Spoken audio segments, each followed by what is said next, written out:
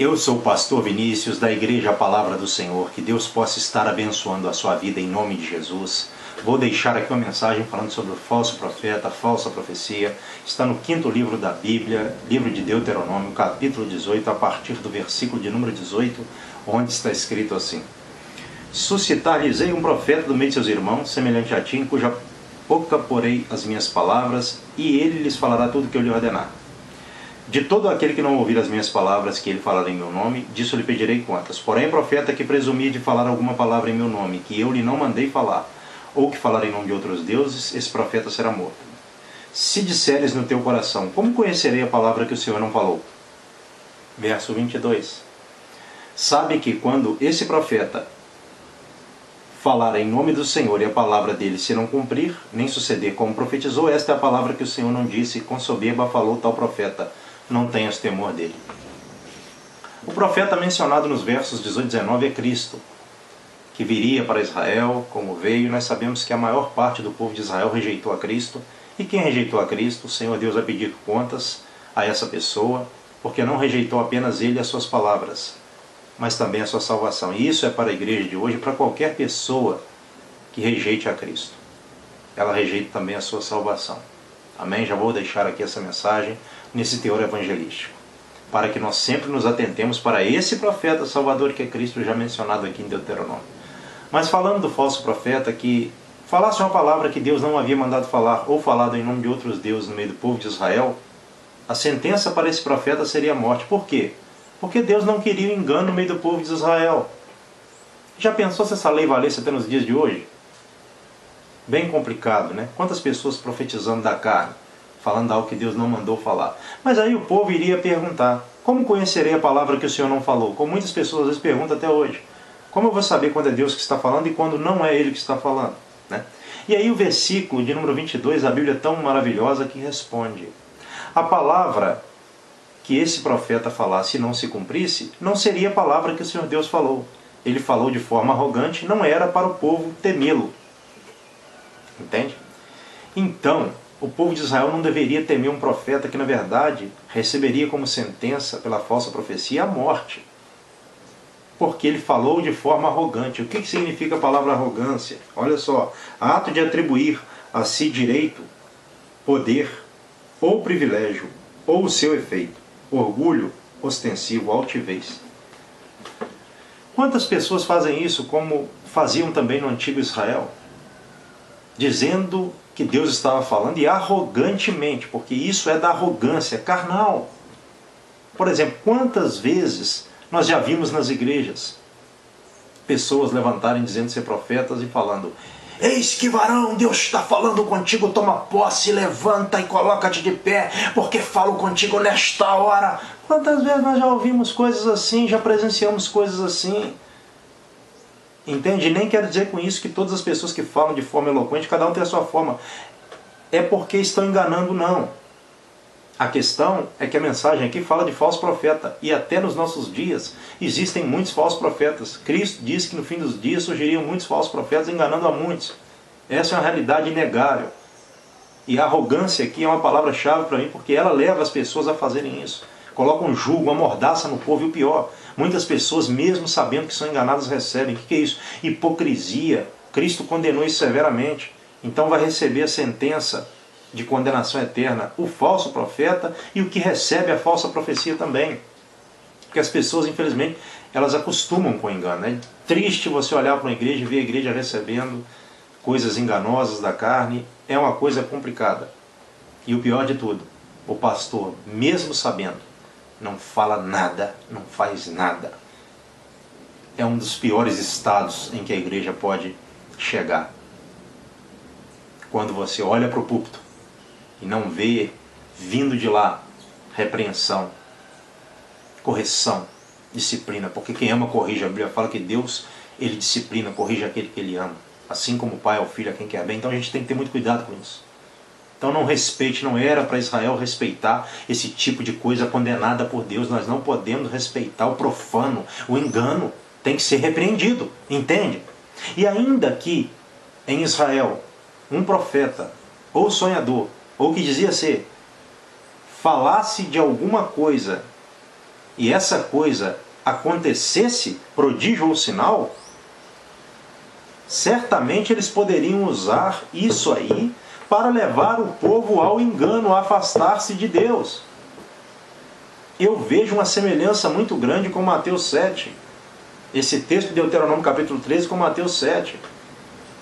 Porque a Bíblia fala lá em Mateus 7 que muitos naquele dia irão ao Senhor dizendo: Senhor, em teu nome profetizamos, expulsamos demônios, fizemos muitas maravilhas. E o Senhor Jesus vai dizer a eles abertamente: nunca vos conheci. Apartai-vos de mim, vós que praticais a iniquidade. Então o Senhor nunca esteve com esses homens. Por quê? Porque eles usam os sinais de Deus para enganarem o povo. Pastor, mas é possível alguém, mesmo na carne, ser usado por Deus? Sim, o texto de Mateus 7 deixa claro isso. E ele explica isso também quando a gente analisa, lê o texto com cuidado. Quando diz assim: Senhor, em teu nome, eles falaram em teu nome, porque por amor ao nome do Senhor, por amor ao seu nome, ele efetuou muitos poderes no meio do povo de Israel. O Antigo Testamento fala isso claramente, por amor ao seu nome. Então o segredo é o poder que há no nome de Jesus. E eles sabem disso e usam as manifestações para enganarem o povo, para roubarem do povo, para usurparem. Tem que entender a Bíblia, tem que ler a Bíblia e prestar atenção e orar também. E ter coragem para repreender esse tipo de coisa. Entende? Porque como está lá, olha só, em Deuteronômio capítulo 13, acompanhe comigo: quando o profeta ou sonhador se levantar no meio de ti e te anunciar um sinal ou prodígio, e sucedeu tal sinal ou prodígio de que te houver falado e disser: vamos após outros deuses que não conheceste, melhor dizendo, e sirvamo-los, não ouvirás as palavras desse profeta ou sonhador, porquanto o Senhor vosso Deus vos prova para saber se amais o Senhor vosso Deus de todo o coração, de todo o vosso coração, de toda a vossa alma. Andareis após o Senhor vosso Deus, e a Ele temereis, guardareis os seus mandamentos, ouvireis a sua voz, a Ele servireis e a Ele vos achegareis. Esse profeta, verso 5, ou sonhador será morto, pois pregou rebeldia contra o Senhor vosso Deus, que vos tirou da terra do Egito, vos resgatou da casa da servidão, para vos apartar do caminho que ele vos ordenou, o Senhor vosso Deus, para andardes nele, assim eliminarás o mal do meio de ti. Está entendendo? Então, seria uma coisa provável de acontecer, por isso que já estava aqui na lei. Deus não escreve, Deus não mandou, não inspirou os homens a escreverem a Bíblia à toa, não. Tudo que está na Bíblia é preciso prestar atenção, e esse é um tema relevante da Bíblia. Então, como que Israel iria eliminar o mal do meio dele, quando esse profeta, essa pessoa, o sonhador, identificados, fossem mortos? E como é que você vai eliminar o mal da sua igreja hoje, repreendendo esse tipo de coisa? Essa lei não vale mais para os dias de hoje, como eu disse aqui. Mas já pensou se valesse?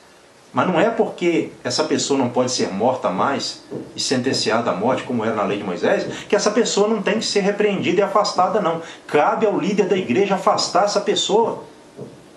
Ter moral, ter conhecimento bíblico e autoridade para fazer isso. Senão o engano vai predominar.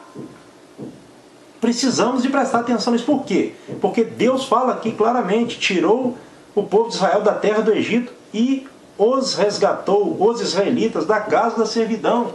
Então Deus não queria, depois de ter tirado eles da casa da servidão, da terra do Egito, que eles fossem enganados, os israelitas. E quando a pessoa é liberta das mãos de Satanás e vai à igreja e permanece lá, Deus quer que essa pessoa seja enganada com falsas manifestações, ou com manifestações verdadeiras, e as pessoas falsas usando essas manifestações para enganar essas pessoas? Deus não quer isso de maneira alguma. Deus não mudou. A Bíblia fala que Ele não muda. Então precisamos de prestar atenção nisso aí, para que nós não fiquemos andando por sinais e prodígios, ou por pessoas que usam os sinais, porque os sinais e prodígios, em grande parte das vezes, nós podemos dizer que é Deus que está operando.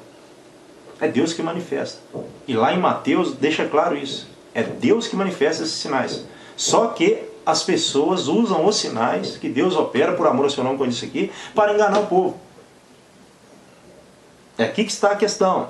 Agora, a regra é o que está no verso 4. Andareis após o Senhor vosso Deus, e a Ele temereis, guardareis seus mandamentos, ouvireis sua voz, a Ele servireis, e a Ele vos achegareis. Quer dizer, guardar os mandamentos, temer a Deus, se achegar a Deus, e isso é mandamento.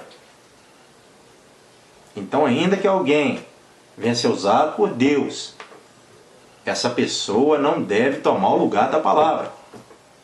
E o problema é que muitas pessoas cegas, elas passam a dar ouvidos depois que Deus manifesta um poder, ou uma maravilha, uma cura, a tudo que essa pessoa fala, porque não conhece a Bíblia, tem que conhecer. Por isso que essa mensagem está chegando até você.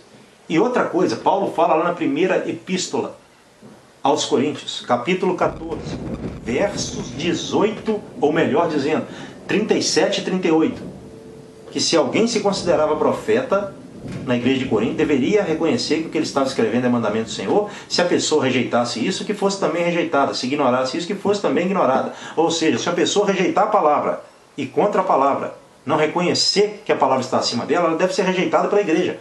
Paulo deixa bem claro isso quando ele escreve, quando ele envia as palavras dele da carta da qual ele é autor. 1 Coríntios capítulo 14, versos 37 e 38. Então preste atenção.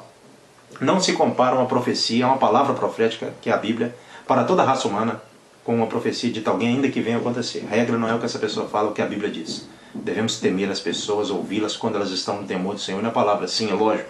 Não devemos fazer confusão. Todavia, devemos ter cuidado com os falsos, porque sempre houveram falsos profetas. Sempre houve, melhor dizendo, falsos profetas. Que Deus abençoe sua vida em nome de Jesus. Amém. Graças a Deus.